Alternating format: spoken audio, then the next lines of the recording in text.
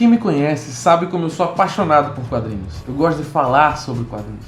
Eu gosto de escrever e desenhar quadrinhos. Eu gosto de instigar outras pessoas a conhecer a nona arte. E isso é desde que eu sou muito pequeno.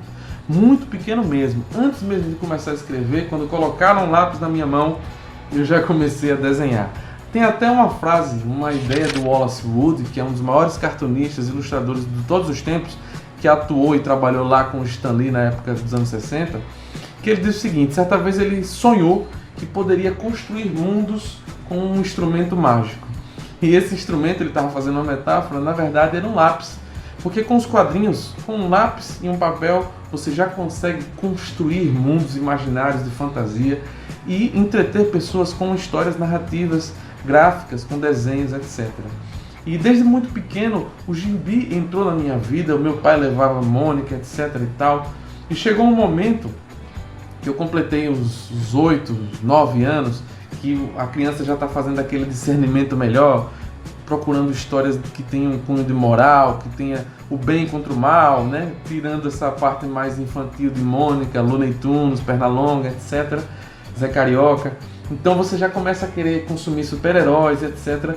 E não lembro como, mas me veio à mão barbarismo, né?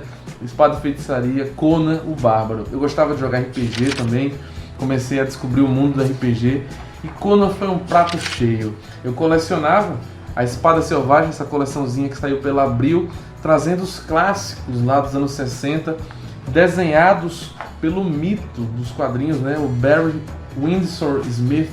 Ele ainda estava novato na área, né? Mas ele foi chamado para escrever, para desenhar os roteiros escritos por Roy Thomas. O Roy Thomas, junto ao Stan Lee, foram os responsáveis por trazer o Conan o Bárbaro para a Marvel, adaptando as histórias escritas por Robert Howard, que é o criador do Conan. Eu tenho essa ediçãozinha aqui do Pipoca e Nanquim, que traz os primeiros contos que foram publicados naquelas revistas baratas que traziam histórias de aventura, etc., como a Weird Tales. Olha aqui, ó, o início do século XX, galera. Isso aqui é incrível, é um resgate histórico maravilhoso dessas histórias de feitiçaria, de espada, de fantasia, escritas e idealizadas pelo Robert Howard. Então eu era um aficionado. Imagine como isso afetava a minha mente de criança, ali, de jogador de RPG, de videogame, Zelda e tal. E aí eu comecei a desenhar e escrever a minha própria história do Conan. Tinha 10, 11 anos de idade, eu só queria ter o prazer de fazer o meu quadrinho do Conan, de criar a minha história com o personagem que tanto me fazia bem, que tanto impactava a minha mente. E olha só, eu fiz aqui a capa da minha história, o logotipo era totalmente copiado, eu fazia com a lapiseira. Olha aí, as aventuras de Conan o Bárbaro, não era Espada Selvagem, eu mudei o nome. Olha aí, Marvel Comics, número 1, não tinha intenção de vender, era só para diversão mesmo. Fazia esse esqueletão aí, ó, esse guarda. E aqui o Conan meio baseado nos traços do John Buscema, que é outro incrível desenhista. Na capa já eu trazia a xerox do mapa da Era Iboriana. Tá pensando o quê? E aí o nome da história aqui, ó, olha a história aqui, era O Rapto da Gema de Argos. Aí você tem esse guarda nesse telhado, essas casas estranhas aí. Mas enfim, eu fazia tudo sem régua, sem esforço, sem planejamento, não escrevia roteiro, eu ia escrevendo e fazendo, e era assim, era uma coisa muito natural, espontânea, e eu acho massa isso, lembrar disso, me inspira hoje em dia para fazer as coisas que eu faço, sabe, para desenhar, para escrever. Olha aqui, ó, anoitece em um pequeno vilarejo no interior de Argos, e nele um guarda apronta-se para proteger um pequeno forte que armazena o único tesouro que aquela pequena vila guarda. Uma gema preciosa. Aí tem um guarda aqui, é todo esquisito, a anatomia toda ferrada. E aqui uma flecha, ó. E eu nem anunciei a flecha nos recordatórios, ó, tá vendo, ó? Uma inovação aí, ó. E de repente a flecha atinge o cara nas costas, olha isso, ó. Pá! Aí tem um recordatório aqui. O profundo silêncio daquela noite obscura é quebrado por um forte desespero do grito de um pobre homem que dedica a vida à segurança de uma gema, morto covardemente por uma flechada nas costas. Nossa, eu escrevia bem, hein, para uma criança de 11 anos, 10 anos de idade.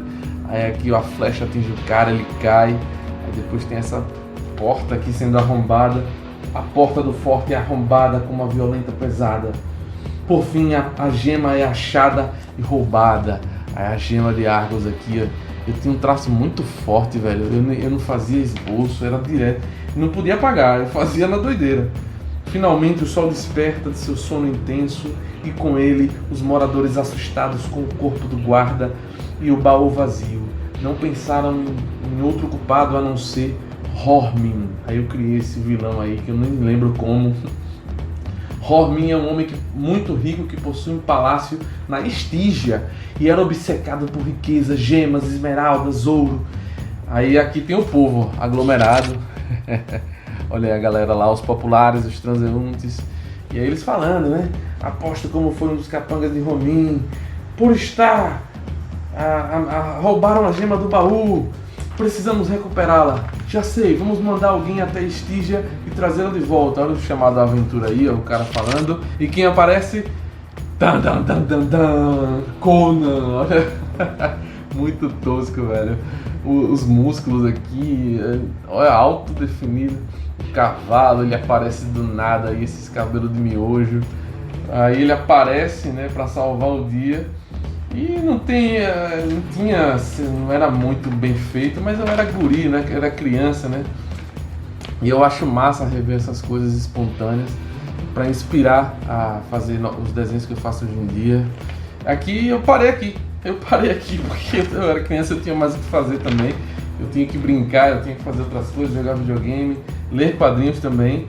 Mas eu guardo isso com muito carinho até hoje, porque simboliza esse espírito que eu tenho desde criança e que, se você desenha também e gosta, é um aficionado por quadrinhos, também tem. Eu acompanho muito o trabalho de outras pessoas aqui no YouTube. O Bruno Zago, por exemplo, do Pipoca Nanquim, o cara, quando ele fala sobre a infância dele, ele me descreve, ele era igualzinho a mim. Eu criava as coisas no meu caderno, fazia meus quadrinhos, fazia jogos. Eu vou falar mais em outros vídeos aqui as maluquices gráficas que eu desenhava quando eu era criança. Eu espero que esse vídeo tenha inspirado você a continuar a trabalhar nos quadrinhos, ou nas ilustrações, ou nos desenhos, ou só tenha inspirado você na sua vida. E que você curta esse vídeo, deixe seu comentário, o que é que você achou, ajuda a gente aí, se inscreve e fique sintonizado. Stay tuned e até a próxima. Valeu, galera!